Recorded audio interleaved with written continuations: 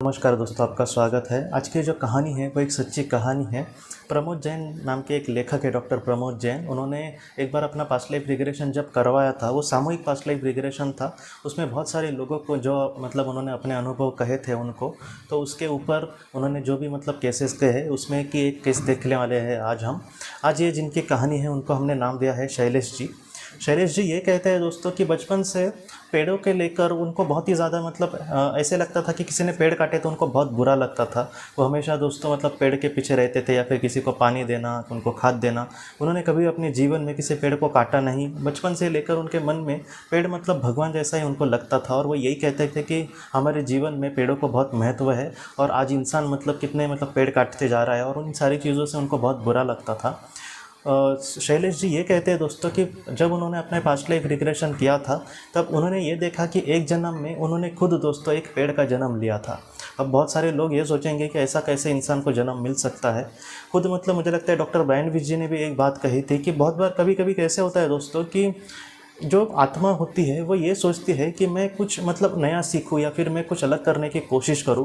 तब उसके आत्मा का जो पूरी ऊर्जा होती है वो पूरी तरीके से पेड़ के रूप में जन्म नहीं लेती, लेकिन कहीं ना कहीं उसमें जो आत्मा होती है वो पेड़ में हो सकती है, इंसान के जैसे आत्मा।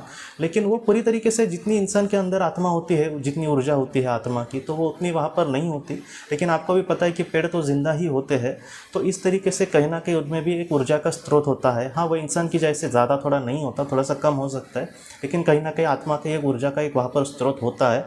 और इस तरीके से शैलेश जी भी यही कहते हैं कि उन्होंने इसी तरीके से एक जन्म को चुना था। और शैलेश जी ये कहते हैं कि उस जीवन में मैंने धरती के साथ बहुत ही ज़्यादा अटैचमेंट उन्होंने देखने की कोशिश करी थी। किसी चीज़ की दोस्तों अगर हमें अभ्यास करना है या फिर उसकी पढ़ाई करनी है, तो उस चीज़ में जाकर मिलना, या फिर समझो एंटार्क्टिका पे हमें अभ्यास करना है या फिर और किसी चीज़ पे अभ्यास करना है, और अगर हमें पॉसिबल हो कि हम वहाँ पर जाकर करें, तो हम बहुत ही ज़्यादा और भी उसके बारे में जान सकते हैं। तो शैलेश जी भी यही कहते हैं कि उन्होंने शायद धरती के साथ अटैचमेंट में रहना या फिर इस प्रकृति की ज़िंदगी को खुद जी कर देखना, ऐसा उस जीवन में शायद चॉइस किया होगा। और इस वजह से उनके जीवन में ऐसा एक उनका जीवन आया था जहाँ पर वो खुद पेड़ थे। और बाद में शैलेश जी ये कहते हैं कि वो पास्ट लाइफ रिग्रेशन से जब बाहर आए, तब उन्होंने ये सोचा कि वो ये कहते हैं कि मैं हमेशा लोगों को बुरा भला कहता था, जैसे कि कोई पेड़ काटता है या फिर सरकार भी कभी कभी बड़े बड़े रास्ते बनाने के लिए पेड़ काटती है। तो ये कहते हैं कि कोई दूसरा ऑप्शन देखो, खामखा पेड़ को मत काटो। क्योंकि सबको पता है दोस्तों कि जितने काटे जाते हैं, हाँ बहुत बार बोला जाता है कि जितने काटते हैं उससे डबल हम लगाएंगे, लेकिन अगर लगाएंगे फिर भी उसको ज़िंदा रखने की कोई कोशिश भी नहीं करता। एक दो बार ज़रा सी देखेंगे, बाद में कोई देखता नहीं। बाद में 100 लगाए हैं पेड़ में, उसमें के 20 भी ज़िंदा नहीं रहते। ऐसी घटनाएं आपने भी देखी होंगी। तो शैलेश जी ये कहते हैं कि खामखा कोई और नहीं कर रहा, उससे अच्छा है कि मुझे अगर जितना पॉसिबल होगा उतना मैं पेड़ लगाने की कोशिश करूँगा। और इसी तरीके से अपने काम को वो जारी रख रहे हैं। शैलेश जी की जो कहानी है, कहीं ना कहीं वो हमें मैसेज भी दे रहे हैं कि हमें प्रकृति के साथ इस तरीके से नहीं करना होगा। और बहुत लोगों की ये भी आदत होती है कि दूसरे को कुछ भला बुरा कहना, जैसे सरकार को ये करना चाहिए, ये उनकी जिम्मेदारी है वगैरह। इस तरीके से हमें नहीं सोचना चाहिए। जितना हो सके मैं इस बारे में कितना कर सकता हूँ अपने हिसाब से, हाँ मैं कुछ बड़ा नहीं कर सकता, लेकिन उतना भी अगर हम करें तो वो हमारे आत्मा के लिए या फिर हमारे जीवन के इस उद्देश्य को पूरा करने के लिए बात बहुत ही महत्वपूर्ण होती है दोस्तों। तो दोस्तों, हम अपनी अगली वीडियो में किसी नए विषय को लेकर मिलेंगे। तब तक आप अपने परिवार का ख्याल रखना। आपका बहुत बहुत धन्यवाद।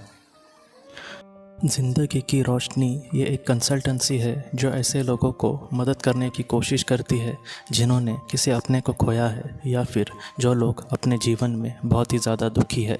जो लोग इस संस्था के साथ जुड़ेंगे उन्हें पास्ट लाइफ रिग्रेशन के ऑडियो, ध्यान करने के लिए 5 ऑडियो, 10 ऑडियो बुक्स और उसके साथ साथ PDF किताबें, ऐसी किताबें जो मोबाइल या फिर लैपटॉप या फिर कंप्यूटर पर आप पढ़ सकते हैं, ऐसी किताबें उन्हें ईमेल पर या फिर व्हाट्सएप पर भेजी जाएंगी। जो लोग इस संस्था के साथ जुड़ना चाहते हैं वो कृपया इस नंबर पर व्हाट्सएप मैसेज करें। आपका बहुत बहुत धन्यवाद।